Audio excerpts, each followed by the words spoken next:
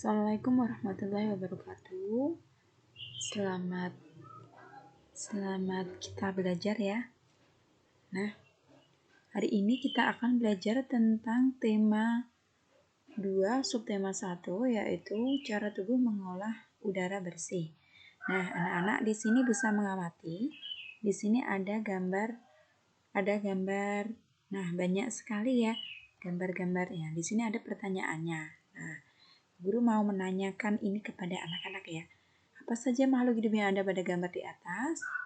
Apa saja? Banyak sekali. Anak-anak bisa menjawabnya ya. Bisa ada ayam, bebek, dan sebagainya. Apa saja perbedaannya? Perbedaannya di sini apa? Banyak ya. Bentuk tubuhnya berbeda ya. Cara berjalannya berbeda. Nah, warnanya berbeda. Nah, di sini nomor 3 di sini adalah apa persamaannya ya?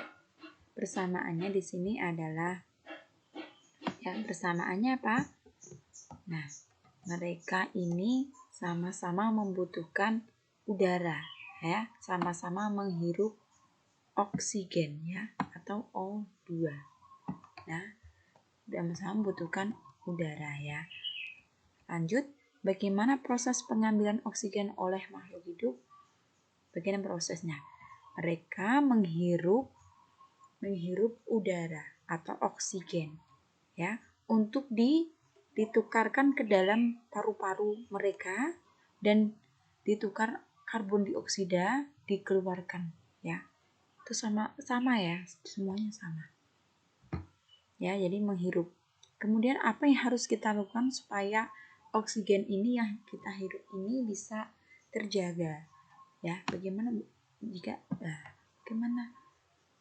Jadi kita harus menjaga oksigen ya, biar tersedia selalu ya dengan cara memperbanyak pohon atau melakukan reboisasi atau penghijauan agar oksigen ini tetap terjaga. Nah, bagaimana tanggung jawab kita terhadap masyarakat dalam menjaga ketersediaan oksigen? Nah, tanggung jawab kita sebagai masyarakat adalah memelihara bumi ini. Jangan mencemari ya. Misalnya kita harus punya rasa mencintai terhadap pohon-pohon yang ada di sini. Jangan hanya menebang ya. Tapi orang tua kita diberitahu ya jangan hanya menebang tapi tebang pilih dan kita harus mencintai tanaman ya. Karena apa? Karena tanaman ini itu menghasilkan oksigen yang kita perlukan dan menyerap karbon dioksida yang kita buang gitu ya. Kita lanjut.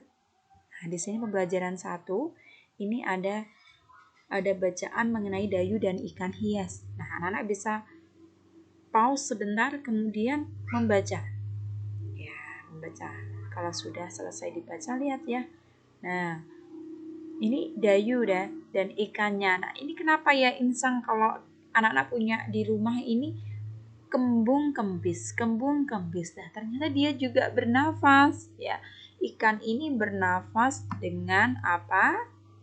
Insangnya. Nah, insangnya ada di sini.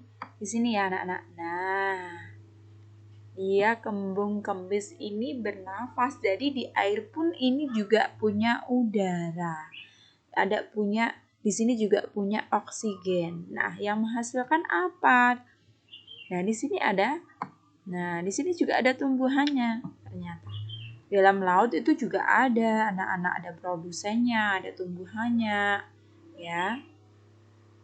Kemudian kita langsung ke bawah. Nah, setelah anak-anak membaca dayu dan ikan hias, nah, di sini ada pertanyaan. Pertanyaannya ternyata di sini ada di mana ikan hias itu dipelihara. Nah, di sini anak-anak bisa menjawab sendiri ya.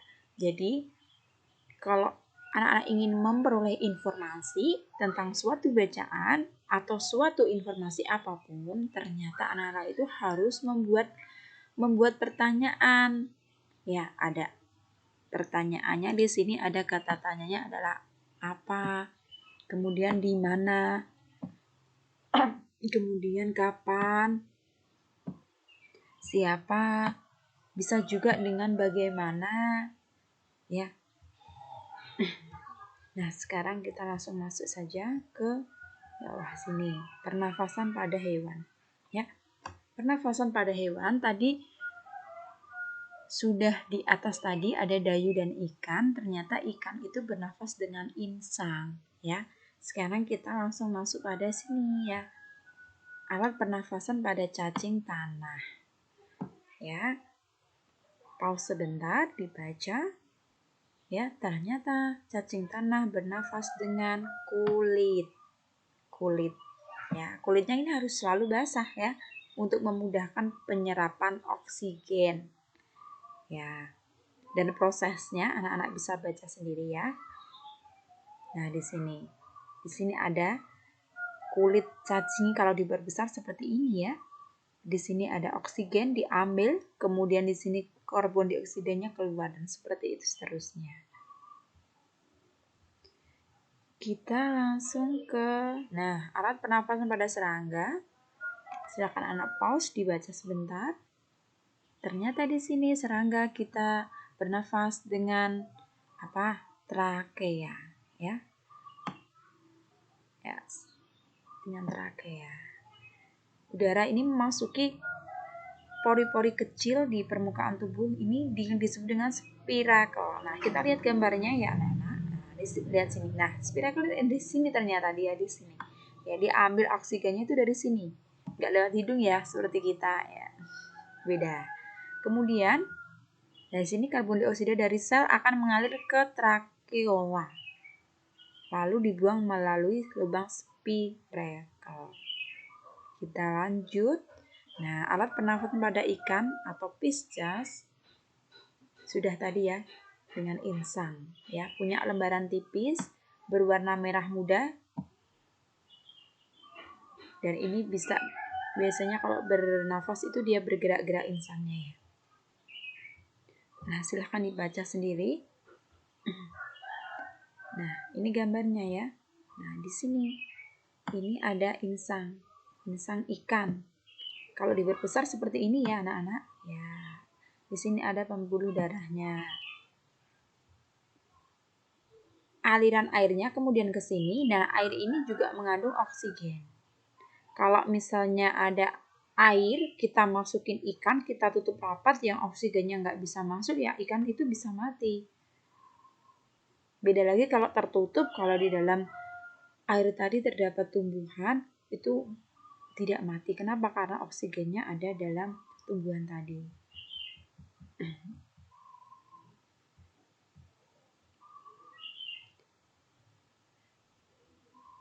Kemudian kita masuk ke hewan amfibi. Apa itu hewan amfibi?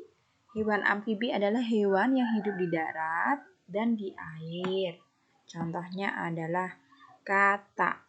Nah, saat masih kecebong, katak hidup ini di dalam air, ya, ini itu di dalam air. Bernafasnya menggunakan insang, ya, kecebong itu berudu, ya. Kemudian ketika sudah menjadi katak, dia punya paru-paru. Nah, jadi dia bernafasnya ini dengan insang dan dengan paru-paru, ya. Kemudian, setelah berumur 9 hari, kecebong bernafas menggunakan insang dalam. Nah, anak bisa membacanya sendiri, ya. Di pause dulu, ya. Jadi kita langsung ke alat dan sistem pernafasan pada reptil. Reptil apa, ya? Hewan apa, ya? Nah, melata, ya. Reptil itu adalah hewan melata. Contohnya adalah ular, kadal, cicak, buaya, dan biawak. Dia bernafasnya menggunakan paru-paru. Nah, paru-parunya anak-anak bisa melihat sendiri, ini yang berwarna biru. Ini paru-paru. Dia masuknya ke hidung, jadi mereka punya hidung, ya. Ini hidungnya seperti kita. Kemudian dia masuk ke paru-paru, masuk ke tenggorokan, dan, nah, biasa seperti manusia mereka. Lanjut ya. Kita langsung ke sini ya. Alat pernafasan pada burung atau aves ya. Burung bernafas ini dengan paru-paru ya. Paru-paru melewati sini ya. Nah, udara ini mengandung oksigen yang masuk melalui lubang hidung. Ya, di sini. Iya, dia masuk. Kemudian dia masuk ke pembuluh darahnya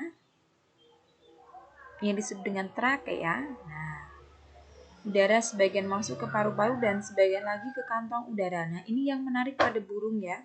Karena dia nggak hanya ke satu bagian, dia ada dua bagian, yaitu dia punya kantong udara ya, atau pundi-pundi udara yang sebagian ke paru-paru juga. Mereka itu ketika terbang, dia menghirup udara sebanyak-banyaknya. Ketika dia tidak terbang, dia menghirup udara sebanyak-banyaknya, kemudian disimpan ya. Nah, saat terbang, dia tidak menghirup udara. Ya, udara dihembuskan dari kantong udara ke paru-paru. Jadi fungsinya apa pundi-pundi udara? Untuk menyimpan udara ketika burung ini terbang, kantong udara ini memberikan udaranya ke paru-paru. Jadi burung ini tidak menghirup ketika dia terbang gitu. Nah, ini ada proses inhalasinya seperti ini. Ya. Kantong udara terisi penuh. Nah, ini jadi membesar ya. Kemudian ini ada ekshalasi. X itu dari kata luar. Kalau in itu dalam, X itu keluar. Kantong udara ini kosong. Nah, otomatisnya paru-paru terisi oleh oksigen. Kantong udara ini berfungsi untuk menyimpan udara tadi ya. Sudah. Kita lanjut alat dan pernafasan pada mamalia. Nah, mamalia ini adalah hewan yang menyusui anaknya ya. Contohnya apa? Banyak ya. Ada paus, duyung, itu di laut. Ada lumba-lumba, itu kalau di laut atau di air. Itu dia hewan mamalia. Dan di darat adalah ada kambing, sapi, kerbau, dan kuda. Ini menyusui anaknya. Makanya dinamakan hewan mamalia. Nah, alat pernafasannya apa? Sama, paru-paru.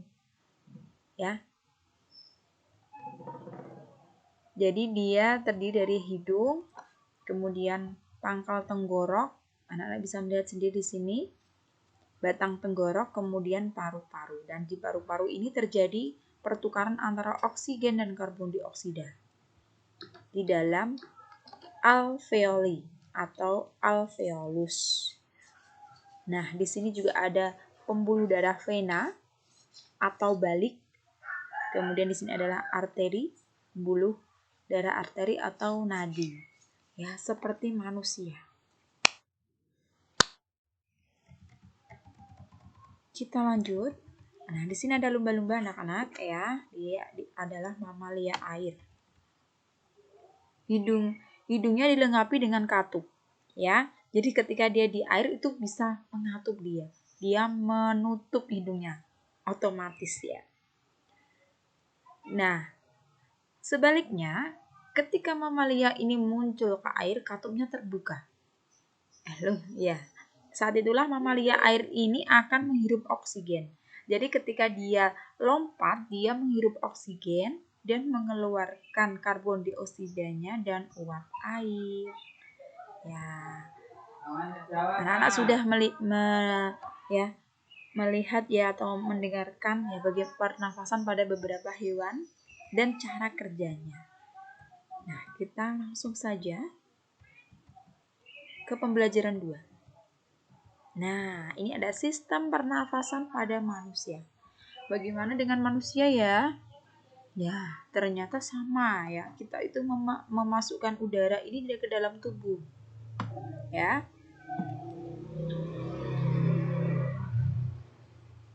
Oksigen dibutuhkan itu untuk apa sih? Untuk ternyata ini mendapatkan energi dari makanan. Energi ini menggerakkan semua proses kehidupan. Ya. Nah, kita langsung saja ke organ pernafasan manusia. Pertama ada hidung. Nah, fungsinya adalah udara masuk melalui lubang hidung ini ya. Dan di dalam lubang ini ada rambut yang digunakan untuk menyaring kotoran. Kemudian yang kedua adalah faring. Persimpangan antara saluran pernafasan pada bagian depan dan saluran pencernaan pada bagian belakang. Kemudian ada laring atau jakun ya. Kalau anak laki-laki dewasa itu punya jakun. Nah, ini namanya itu laring ya. Kita langsung ke trakea. Trakea itu batang tenggorokan. Batang tenggorokan fungsinya adalah untuk mendorong keluar debu-debu dan bakteri yang masuk. Jadi, kenapa kita biasanya ada tersedak itu karena kotorannya itu agar tidak masuk ke paru-paru, makanya kita tersedak. Lanjut ke bronkus. Ya. Ini adalah percabangan dari trakea. Bronkus memiliki bronkus kiri dan kanan. Kemudian bronkiolus, cabang bronkus. Jadi kalau anak-anak bisa menghafal mudah itu biasanya Bu Guru bilangnya bronkus itu batang, bronkiolus itu cabangnya. Alveolus adalah tempat terjadinya pertukaran oksigen dan karbon dioksida. Nah, anak-anak bisa melihat gambarnya di sini. Fungsinya jadi juga sudah ada ya. Jadi udara ini dihirup oleh ya hidung sini. Ya, ini ya, hidung, faring, laring, D adalah trakea, E-nya di sini adalah bronkus. Nah, bronkus kemudian cabangnya yang enggak kelihatan ini ada bentuk seperti ini yang namanya bronkiolus dan di sini adalah diafragma. Di sini enggak ada alveolus ya. Alveolusnya ada di sini ya, di dalam paru-paru sendiri. Nah, di dalam paru-paru ini anak-anak bisa melihat lebih besar lagi ya di sini. Nah, ini adalah paru-paru kanan. Ya, yang B adalah bronkus kiri. Nah, ini namanya bronkus. Yang C ada otot-otot dindingnya. Nah, anak bisa melihat sendiri ya.